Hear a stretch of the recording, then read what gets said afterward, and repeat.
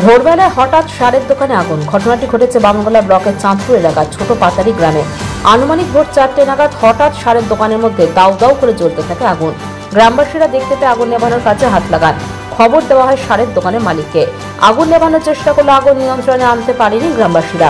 খবর দেওয়া হলে ঘটনাস্থলে দমকল একটি ইঞ্জিন পৌঁছে এবং আগুন নিয়ন্ত্রণে আনার আগেই পুড়ে ছারখার হয়ে যায় দোকানে থাকা সামগ্রী।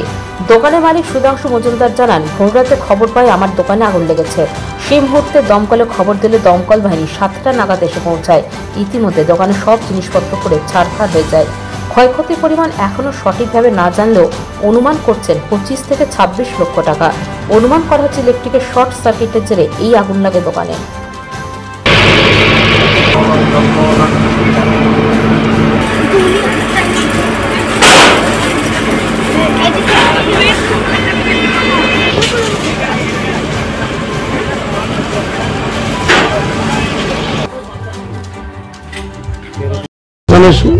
আমি রাত 4টা নাগাদ ফোন পাই যে আগুন লেগেছে। এখন এসে দেখি সব তালামালা ছিল। কিভাবে লেগেছে কি করে বলবো।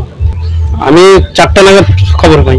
ফায়ার ব্রিগেড এসে ধরেন ওই 7:30 নাগাদ, 5টা নাগাদ করেছিলাম। তারপর বললো যে ওরা এক জায়গায় ফায়ার আগুন লেগেছে, ওখানে গিয়েছিল। ওখান থেকে আস্তে আস্তে একটু লেট হয়েছে। প্রচুর টাকা, তাও 25-26 লাখ টাকা। পাথর ছাড়াই প্রতিকার সম্ভব। মালদার প্রাচীনতম ভৃগু বংশ জ্যোতিষী পণ্ডিত এস শাস্ত্রী।